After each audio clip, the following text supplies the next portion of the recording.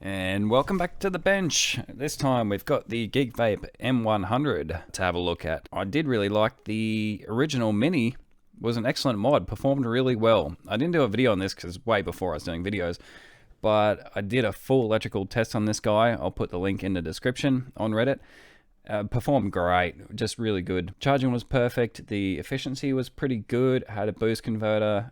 It even had a temperature sensor on the cell to make sure, if the cell was getting too hot, it would stop charging. 510 was excellent. This guy is just one big slug of stainless steel, like I mentioned in the last video, I think. Double O-rings, seemed pretty well sealed. The inner cover had liquid sealant around it, so quite sturdy. So there's something I want to talk about before I look at the M100. And I want to have a bit of a complaint about the Aegis Mini. Now, I just said it performed really well, and it did. But the problem was, Geekvape straight out lied about the ratings on this device. The battery inside is not 2200 milliamp hour. It's printed on the cell 1800 milliamp hour. The other thing was they said it does 2 amp charging. It doesn't. It only does 1.3 amp. Now I'm not worried about that because 1.3 is still enough, and that's actually easier on the cell. But they know it's not right. It's not 2 amp. It's not 2200 milliamp hour. This device is still listed as 2200 milliamp hour, and it is not. Now, I did test it with the CBA, so a proper battery testing rig. From memory, it was 1966 milliamp hour. For an 1800 milliamp hour battery, it did test really well, but they are supposed to test higher than the rating. If it's 1800, it's supposed to be like minimum 1800. So when you test it, you're expecting 1850, 1900, around about that. So I did do a little better than that, but not by a huge amount. Not enough that I'd go and call it a 2200 milliamp hour cell, because it's not cool with that at all. I want to know if you put on the packet, it's a certain spec, that's what you're getting, that's what you're paying for. I don't want to be like super hard on Geekvape, because I do want to recognize that the Legend really was kind of the first proper waterproof durable mod that really made it big. That thing got super popular. It's still popular. I think it's still selling, and I think that's a huge benefit. I've really got to hand it to Geekvape and give them credit for getting that product out there, doing that product to begin with. As we've seen after that, there's been so many durable, waterproof, water resistant mods come out. What it's really done is encourage the whole industry to make those style of devices. Basically, it means we've got more reliable devices for people to use, not as likely to fail with some liquid ingress, which is going to happen because you've got a tank full of liquid sitting on top of it, and who knows what it's going to go through during the day, if you're going to get wet, if you're going to drop it in something. We've got access to more reliable and more kind of just life-proof devices as a result of them making the original Legend.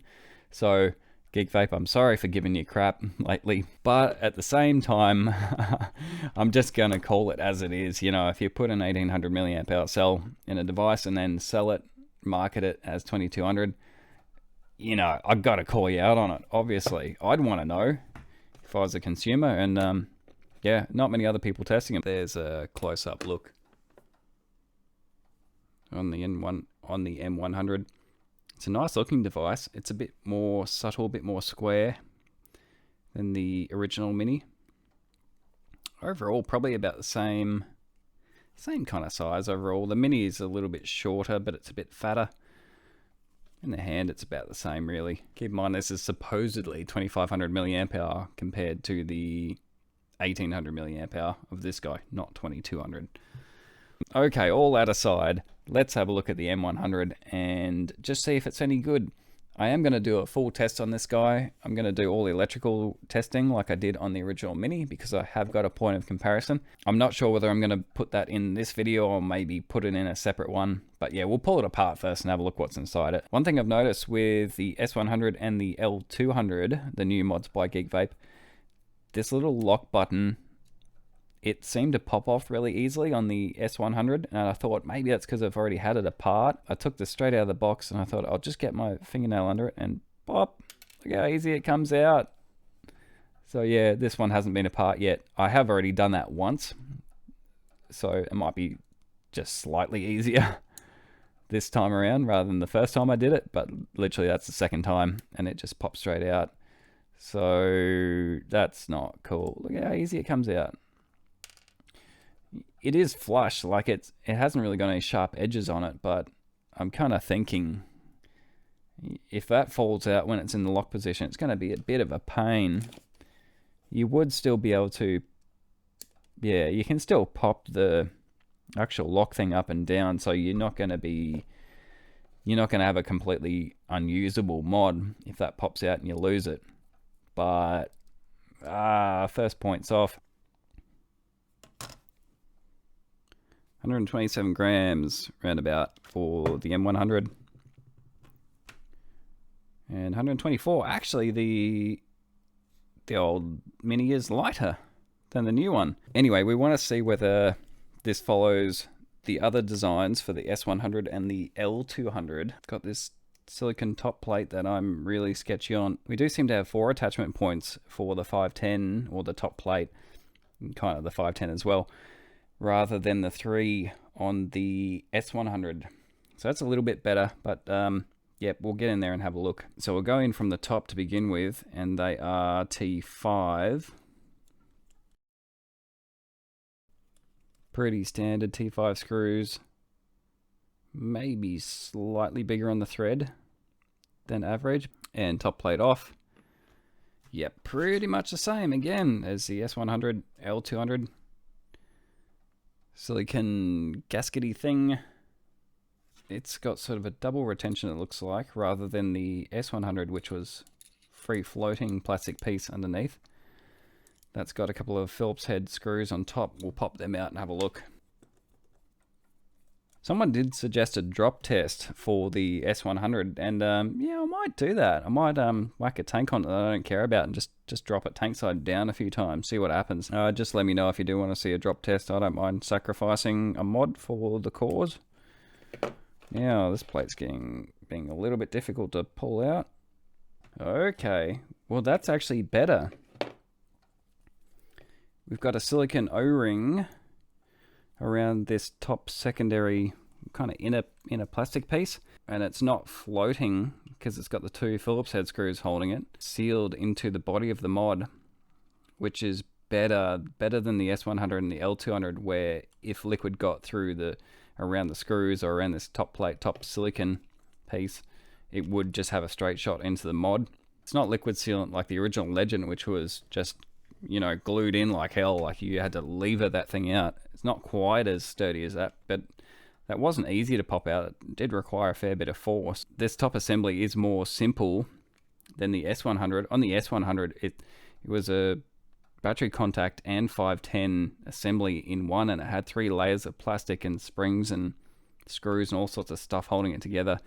This is a lot more simple, and also the 510 is part of this inner plastic piece. I was thinking it had 6 screws holding it in, but it actually doesn't. It's only got 2. Oh no, because the top plate is screwed onto this piece, onto the 510. Oh no, that's actually worse. Bugger. I was going to say that there's 6 screws holding it all together, holding the whole 510 and top plate assembly into the mod, but there's not. There's 4 holding the top plate and silicon onto the inner plastic, but the inner plastic is actually only held in with 2 screws into the mod body. You know, there's some resistance for the O-ring and how well it fits there, which kind of helps it hold in tight, but yeah, that might be even worse. Oh, Geekvape, what are you doing? You gotta think, if you drop this and the tank's sitting like that, it's gonna pull them out, isn't it? It's got to. Okay, so they have kind of thought about it. Kinda. Alright, it's going to depend which angle you drop it. There's a tag on the mod. That guy. Can we see that? And a corresponding cutout on the plate, which is retention. So it can't just lift straight up. But still, if you dropped it that way down, it's going to put all the force on these 2 Phillips head screws. If it pulls them out, the whole lot will go wobbly, regardless of whether, even if these, oh, it's hard to pick up. Oh, come on. Regardless of whether these 4 screws stay in place, this whole assembly could pull out that way. Yeah, so damn it, the sealing is better with an O-ring on the inner plate, but not for the drop resistance.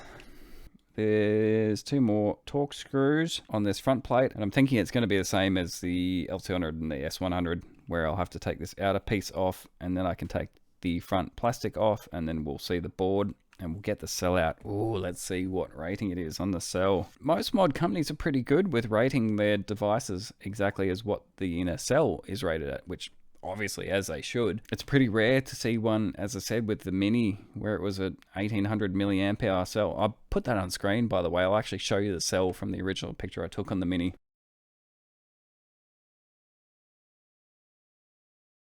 But yeah, normally most companies, I think almost all of them have been pretty well exactly what's written on the cell has been what they've rated their device at. Now, some of them haven't tested to what the cell is printed at, so it says 2000, it might hit like 1950.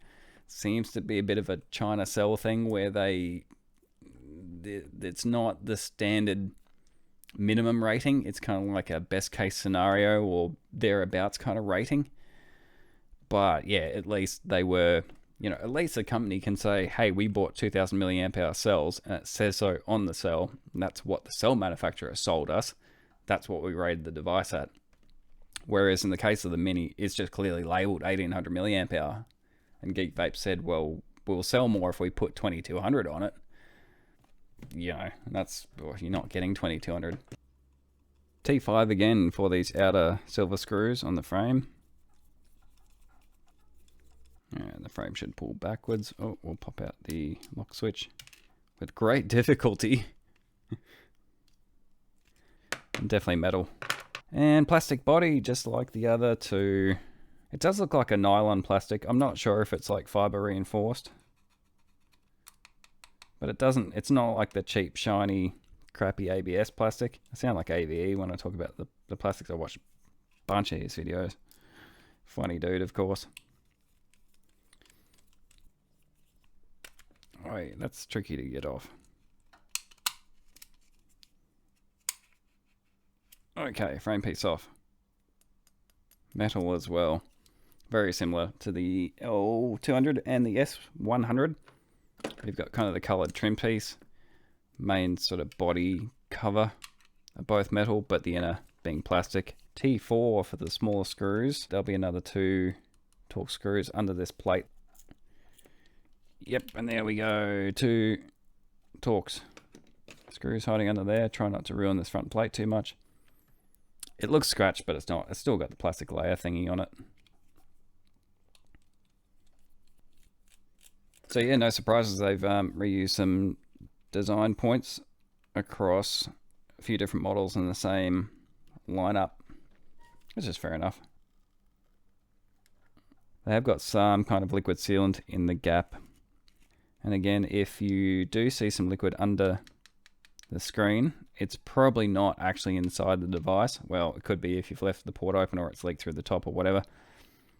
But it's definitely possible that liquid leaks under this outer plastic piece.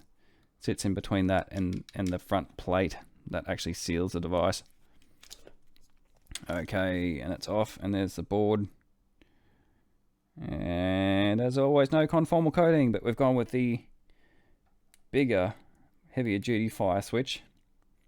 Just mix and match. What, I don't know.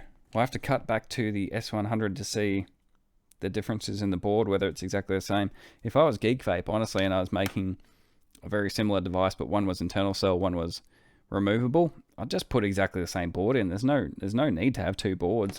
They do the same thing, Charging it'd be exactly the same. The only thing you'd have to change is you would probably cut off the LiPo a little bit higher, because you generally don't discharge the LiPos as low as you do the other chemistries that we get in the round metal can cells. And we'll get this board out because we want to get to the cell. Yeah, I think I'll do the test of the cell on the CBA, and I'll put it up once I show the cell without going through the full testing, because the video will be just way too long. I already ramble enough as it is. Is there anyone even still watching? You probably already fast forwarded through 20 minutes. Oh, interesting. Okay. Original Mini had this, and I bet this is what it is. Taped down to the cell. It looks like, I bet that's a temperature sensor. Bet I can pull that out.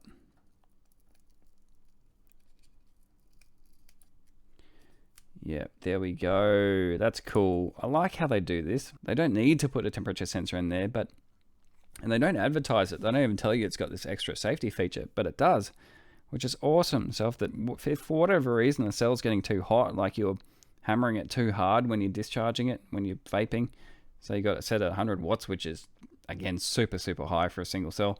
Anyway, we'll get into that later. The board can see that and just go, no, whatever's happening, we'll shut it down, we'll stop discharging, or we'll stop charging. Got some compound holding it to the board, or just reinforcing those tiny, tiny little wires, which is good to see. Whoa, okay, hold on. VMG from the future here. Now, I've had to think about this temperature sensor deal going on in this mod. It's actually the engineers kind of covering themselves, because this mod draws way too much current than what that cell should be run at when you've got the mod set to 100 watts. You can see the setup here. Basically, I stuck a current shunt in between the cell and the mod board, and then just pretty much tried to get it to draw the most current it could. So I set it to 100 watts, fairly low ohm coil. Battery not full, probably about mid-charge on the battery. I'll show you on the meter, drawing about 38 amps peak and 33 to 34 amps sustained just in that one pulse. Now, I haven't done a current test yet on this battery, but I can guarantee you it is not going to be rated for 40 amps, 38, 40 amps continuous. Not a chance. So I think what's going on here is that the sales team has said, okay, we want to release a 100 watt device and we want to be this size. And the engineers have basically said, well, we can't fit a 40 amp capable cell. Can we even find a 40 amp capable cell in this package, in this size? Probably not. So basically, what they've done is they've thought, well, what we'll do is we'll stick a temperature sensor in there just for the case where someone does buy this device and they set it to 100 watts and they just absolutely hammer the device at that 100 watts the whole time they're using it. And they've also got to account for the fact that someone might be in quite a high temperature area. You know, the mod might have been sitting in the car, all these other things going on. That could mean the cell's already at a fairly high temperature, and then you set it to full power where it's drawing like close to 40 amps, and they thought, well, we got to put something in here that's going to stop this cell having a complete meltdown, because we're in the territory here where it's possible with the settings and with the battery. So it's not as much of a, we're just putting this temperature sensor in here to make sure the device is safe all the time as an optional thing. I think in this case they actually needed that temperature sensor to be there. So this device having a temperature sensor on the cell being a big positive that I thought it was, I think they're more just covering themselves, honestly. And I can pretty well say for sure that 100 watts is just way too high to be getting drawn from this cell. 38 amps, 40 amps, there's no way the cell can handle it. And I will prove that in the next bunch of tests. There's the Hall effect sensor for the magnetic switch, that guy in there, for the lock switch, the external lock switch. And of course everything else we're going to see is pretty well straightforward. Soldering's a little bit average. Oh, actually no good at all. Fail. Completely dry solder joint. Hey, check this out. This is cool. Alright. There's the negative wire coming from the internal cell. There is a cutout in the board where the wire goes through and then it's soldered, which is good. It's not just flat on the board, it actually goes through the board and soldered on the other side. That's great. But whoever's done it, can you see that? It's completely dry joint, hasn't wetted to the board at all. So this device would have been a failure.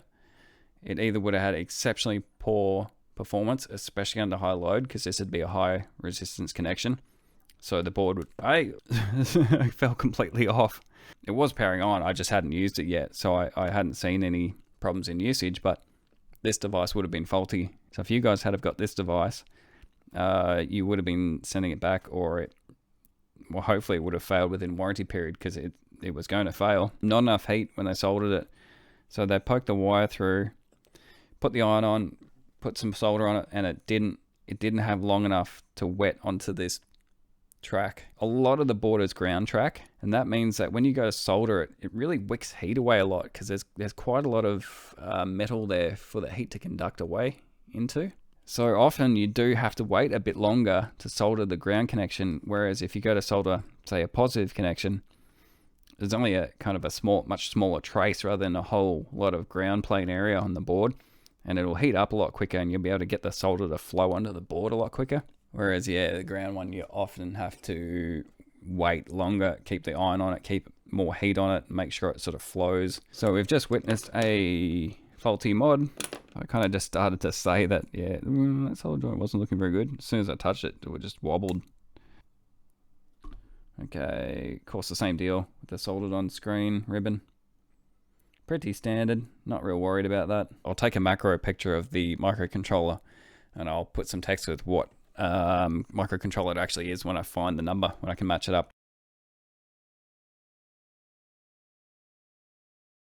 7.96 watt hours. What the hell? Oh man, 7.96 watt hour. Milliamp hour is how long it discharges at a certain current. And that's actually different to watt hour, because watt hour takes into account what voltage it's at while it's discharging. So they're not exactly equivalent, but you can convert them. And normally what the cell manufacturers do, they'll just rate it. They'll just convert one to the other and just rate them the same. So if you got a 3.7 watt hour cell, 3.7 volts, it's going to be 1000 milliamp hour. They'll just rate on it 3.7 watt hour / 1000 milliamp hour.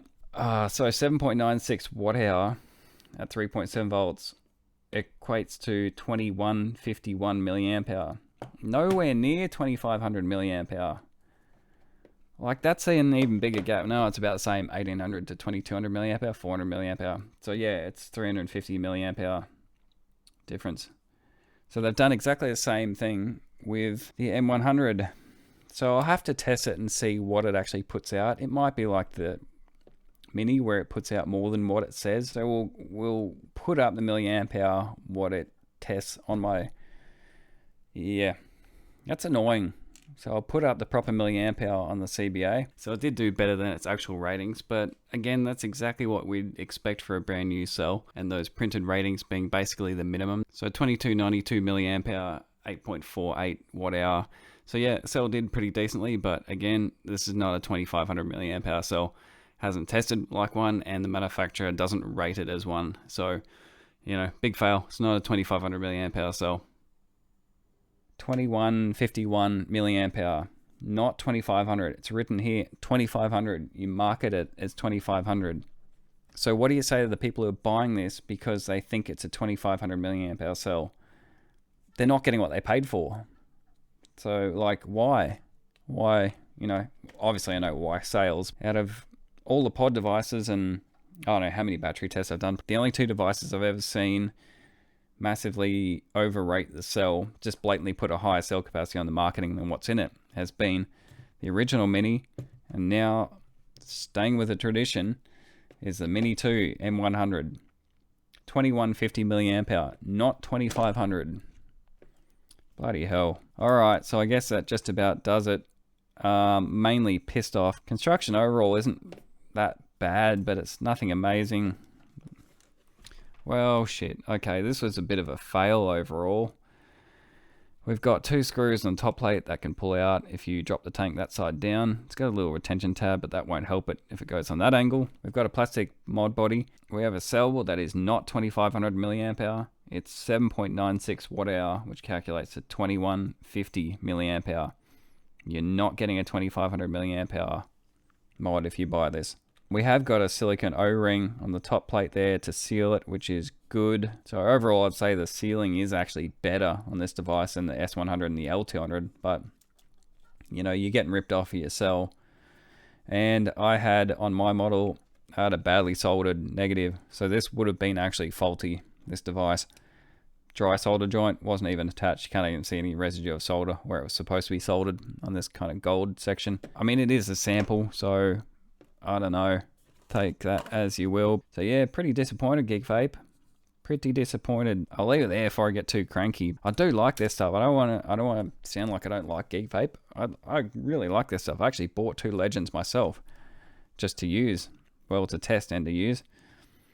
I bought a blade. I bought a bunch of other Geekvape things. I like the style, and I really give them a huge credit for pushing and encouraging the whole market to make tough mods, water resistant mods. But in this case, I mean, what can you say? The cell's not as advertised.